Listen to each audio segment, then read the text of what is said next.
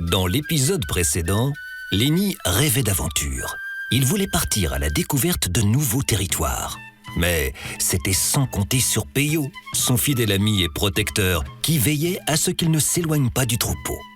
Lenny était poussé par l'envie de prouver à sa famille et à Peyo qu'il n'était pas un petit agneau sans défense. La question était, Lenny allait-il partir explorer de nouvelles zones, seul, sans Peyo pour le protéger ? Découvre sans plus tarder la suite des belles aventures de Lenny l'agneau. Le plan était simple, partir la nuit et revenir le matin. À leur réveil, le troupeau et Peyo seraient bien obligés d'admettre que Lenny savait très bien se débrouiller. Cette nuit-là, Lenny s'employa à ne pas s'endormir. Alors que tout le monde ronflait dans la bergerie, il attrapa son sac à dos et y enfourna son doudou et sa tétine, le nécessaire pour l'aventure qui l'attendait. En quelques enjambées, il franchit les barrières de la bergerie. Le monde s'offrait à lui. Il traversa des prés, des champs, des routes où des engins passaient à toute allure. Bientôt, il rejoignait le bois avoisinant. Fatigué par cette longue marche, Lenny se leva sous un arbre et ferma les yeux. Quelques minutes de repos avant de rentrer. Le soleil finit par le réveiller. C'était un matin frais et humide. Le parfum de l'humus emplissait ses naseaux. Sa laine était couverte de rosée. Il tremblait. Lenny aurait aimé être auprès de sa mère Lynette et de sa sœur Lily.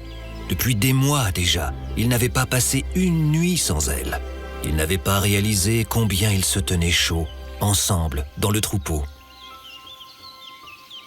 Les brebis avaient dû se réveiller. Elles devaient être affolées de ne plus le voir. Quid de Peyo le patou et du berger ? Lenny avait trop dormi. Très bien, rentrons vite. C'est par là ?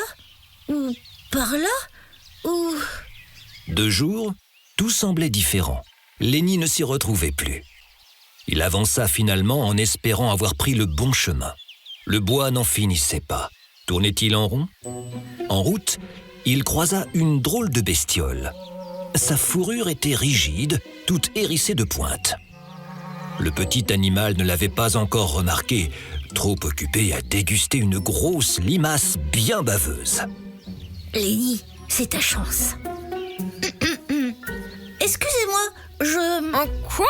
Au chabris ? En un éclair, l'animal se plia en une grosse boule pleine d'épines. Lenny lui avait manifestement fait peur. Vous ne craignez rien, je suis doux, comme un agneau. En fait, je suis un agneau. Lenny l'agneau. Et vous ? Vous êtes ? Un hérisson. Gaston le hérisson. Ça ne va pas te faire des frayeurs pareilles ? Oh, désolé, monsieur Gaston. Je ne voulais pas, mais... Voyez-vous, j'ai besoin... Pourquoi vous n'avez pas de fourrure ou de laine ? De laine ? De laine ? Elle est bien bonne, celle-là. Si j'en avais, je ne serais donc plus un hérisson, mais un lainisson. Et toi ? Pourquoi as-tu de la laine sur le dos ? Pour me tenir chaud et pour faire des câlins, ce que j'aime. Des câlins ? C'est quoi ça ? Comment dire ? C'est quand on se colle les uns aux autres parce qu'on s'aime. Lenny pensa à sa mère. Quelle drôle d'idée. Chez les hérissons, on aime les relations plus piquantes. Piquante ? Oui, piquantes. Vous, les moutons, vous manquez de piquant. Je sais être piquant. Lenny n'aimait pas qu'on lui dise qu'il manquait de quoi que ce soit, surtout de piquant. Bien qu'il n'était pas sûr de ce que cela voulait dire dans ce contexte. Je vais te montrer, moi, que je ne manque pas de piquant. Lenny marcha jusqu'au châtaignier le plus proche, avant de se rouler sur le sol parsemé de bogues de châtaigne. Elles s'accrochèrent à la laine de l'agneau, qui revint vers Gaston, tout hérissé de pointes vertes. Alors, tu vois ? Ok, tu sais être piquant aussi. Te voilà devenu un lainisson.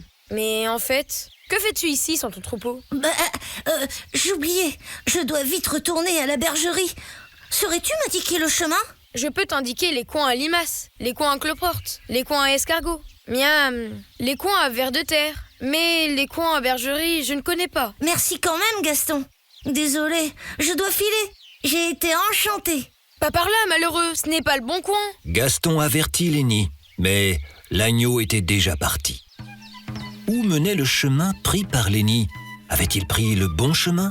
Pourquoi Gaston avait-il mis en garde Lenny? Pour découvrir la suite des aventures, rendez-vous au prochain épisode. Podcast réalisé avec le soutien financier de l'Union européenne et de la région Nouvelle-Aquitaine.